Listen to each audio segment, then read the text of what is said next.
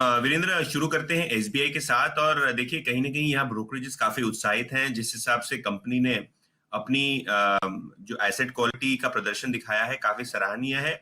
और more importantly, management ने कहा कि जो 15,000 करोड़ के ऊपर के स्लिपेजेस पहली तिमाही में हुए हैं, वो जुलाई ऑनवर्ड से लगभग 5,000 करोड़ का अपग्रेड ऑलरेडी उन्होंने देखा है। तो एडजस्टेड बेसिस पे स्लिपेजेस काफी बेहतरीन है पीयर्स के मुकाबले। सीएलएसए की अगर आप माने तो लक्ष्य इनका है लगभग 650 रुपए का। और सीएलएसए का मानना यह है कि काफी अच्छा परफॉर्मेंस हमने ये टफ क्वार्टर में देखा है।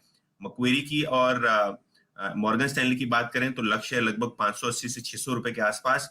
मॉर्गन स्टैनली का स्पेसिफिकली मानना यह है कि जो स्लिपेज और रिस्ट्रक्चरिंग का रेशियो है वो एस्टिमेट से काफी नीचे है, तो अनुमान से बेहतर परफॉर्मेंस एसेट क्वालिटी पे। और अगर आप जेफरीज की भी बात करें तो इन्होंने अपना लक्ष्य 520 रुपए से बढ़ा के 550 रुपए किया है। कंपनी जो मैनेज कर रही है अपनी एसेट क्वालिटी बुक, और अपग्रेड जो आप देखेंगे दूसरी और तीसरी तिमाही में, उसके कारण जेफरीज ने भी यहाँ अपने टारगेट बढ़ाए। तो ये बात हुई एसबीआई की। और अगर आप बात करें गोदरेज कंज्यूमर की, तो सीएलएसए ने यहाँ आउट परफॉर्मर कॉल मेंटेन किया है, लक्ष्य रखा है 950 रुपए। लेकिन अगर आप गोदरेज कंज्यूमर की बात करें तो इस तिमाही में हमने कर्ज बढ़ते हुए देखा है, बावजूद इसके कि मैनेजमेंट ने यहाँ कर्ज कम करने की बातें की थी। और अगर आप मार्जिन प्रेशर की बात करें तो इंडिया बिजनेस में मार्जिन प्रेशर देखा गया। हालांकि जो इनका अफ्रीका बिजनेस है और जो लैटिन अमेरिका बिजनेस है, वहां काफी अच्छी रिकवरी हुई मार्जिन में, जिसके कारण पूरा का पूरा परफॉर्मेंस जो है कंपनी का संभल गया। ये एक टेक्निकल टाइटन का सवाल है, जो बीट आया है रेवेन्यूज पे वो ज्यादा करके सोने की बिक्री की वजह से आया है। तो गोल्ड सेल्स एक बड़ा पोर्शन है, जिसके कारण आप देखेंगे कि ज्वेलरी सेगमेंट का परफॉर्मेंस ठीक ठाक था। लेकिन दूसरे जो सेगमेंट्स हैं, खास करके आई वेयर और जो फैशन वेयर है, वहां लॉसेस करती हुई दिखाई दी है कंपनी। तो कोई खासा रुझान या बदलाव हमने ये नहीं देखा है टाइटन पे। इनफैक्ट सभी ब्रोकरेजेस का होल्ड या सेल कॉल है इस कंपनी पे। मॉर्गन स्टैनली की बात करें तो लक्ष्य इनका है लगभग 1358 रुपए। मैनेजमेंट ने जो कमेंट्री दी है कॉन्फ्रेंस कॉल पे, उसमें ये है कि सेकेंड हाफ में जैसे ही आप वैक्सीनेशन का कॉन्फिडेंस आगे चलता हुआ देखेंगे, आपको रिकवरी दिखेगी सेल्स में। तो जो दूसरी दो तिमाहियां हैं, वहां आपको अच्छे नतीजे एक्सपेक्ट करने होंगे।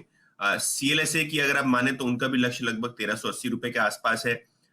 लेकिन सीएलएसए का मानना ये है कि सेकेंड हाफ में अगर हम रिकवरी भी देखते हैं तो वैल्यूएशन काफी महंगे हैं टाइटन के, जिसके कारण इन्होंने एक सेल कॉल स्टॉक पे जनरेट किया हुआ है।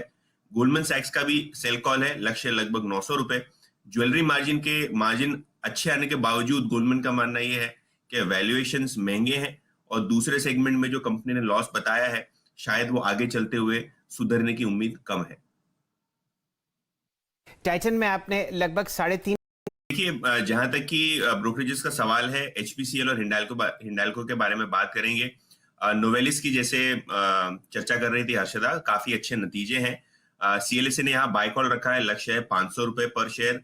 कंपनी का कहना यह है कि नोवेलिस के जो एक्सपेक्टेशंस थे वहां से काफी बेहतर नतीजे आए हैं, डिस्पाइट ऑल द हेडविंड्स। यानी कि जो भी दिक्कतें हमने क्वार्टर में देखी प्रोडक्शन को लेके और डिमांड को लेके, उसके बावजूद अच्छे नतीजे।